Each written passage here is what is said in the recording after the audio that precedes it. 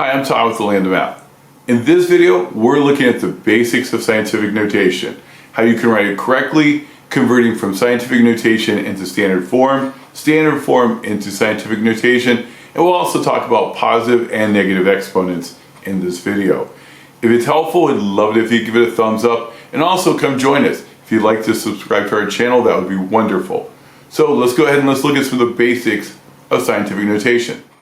All right, so we're going to be looking at the basics of what is scientific notation. So first of all, here's an example of a number written in scientific notation. So we have 3.1 times 10 to the fourth. So if you look at the first number right here, 3.1, for the number here, the number needs to be greater than or equal to 1. So that's the first part. Now the number also has to be less than 10. So in other words, we can't have a double digit number here. So greater than or equal to 1, less than 10. This right here is always going to be 10. So our base is always 10. And then what we're going to do is look at the exponent. Now two different things can happen here. If the exponent is a positive number, or I'm sorry, if it's a negative number. If it's a negative number, that means our number, the original number in standard form, was less than 1. If it's a positive, that means the number is greater than 1 in standard form. So let's look at how we write a number from scientific notation into standard form. All right, so we're going to look at some numbers. When we write them in standard form, they're going to be greater than 1. So we're going from scientific notation to standard form. So the 3.1 times 10 to the fourth, we're going to move that decimal 4 times to the right. We're basically taking and multiplying the 3.1 by 10 4 times. The result is 31,000 for that one. The 7.2 times 10 to the second, we're going to move the decimal here 2 times to the right again, and we're going to end up with 720. We could have taken 7.2 times 10 and then times 10 again if we'd wanted. The final one, 1.3 times 10 to the seventh, we're going to take that 1.3 and we're going to move our decimal 7 times to the right. Now, this would be the equivalent of taking 1.3 and multiplying it by 10 and doing that 7 different times. So for me, just moving the decimal is a lot easier. When we do that, we're going to get a much larger number. So you can see right here, these are the 7 different times that we actually ended up moving the decimal. So the result of us moving this decimal 7 times to the right is the number written in standard form of 13 million. So you'll see that we have the 3 and then we have 6 zeros at the end. All right, so next we're going to be looking at numbers that when written in standard form are actually less than 1. So if we look at our scientific notation here of 5.61 times 10 to a negative second, because it's a negative, we're actually moving the decimal 2 times to the left. So in this particular problem, it would turn out to be 0.0561. It's like we're dividing by 10 2 different times.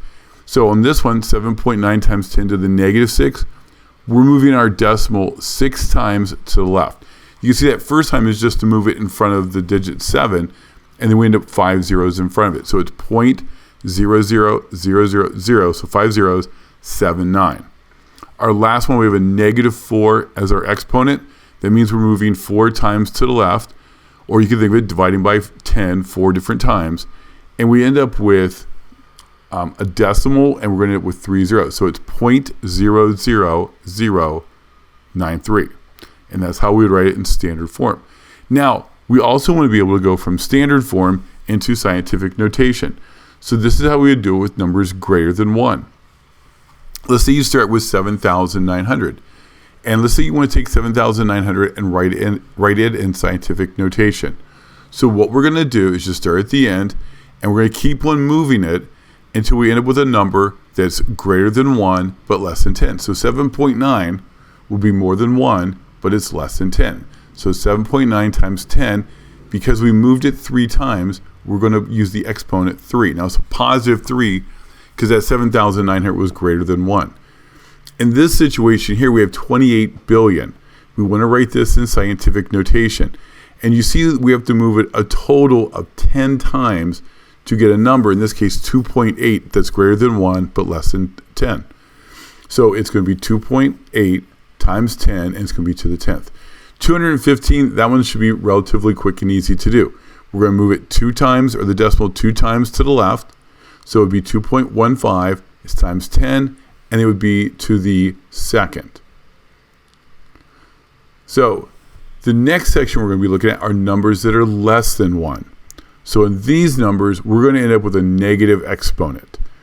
So on this one right here, the 0.003, we're actually moving the number 3 times to the right. Now, if you just do twice, it's 0.3, but that's not more than 1. So we're going to use the 3, because that's more than 1, less than 10. We moved our decimal 3 times, so we're using negative 3. So 3 times 10 to the negative third. On this one right here, you can see that we have our decimal 0.000071. We had to move that decimal a total of 6 times. So we're going to go negative 6 with our exponent. So 7.1 times 10 to the negative 6. So our next one, we got 1, 2, 3, 4, 5, 6, 7, 8 zeros. And you can see we're counting them out here. So we're having to move this decimal, not just the 8 times to get by the 0, but we have to move it once to go past the 2. So when we end up with 2.8, again, that's greater than 1, less than 10. So it's going to be times 10, and it'll be to the negative 9th. Well, hopefully this was helpful. We'd love it if you'd give us a thumbs up. Also, it would be awesome if you would subscribe to the channel. That would be great.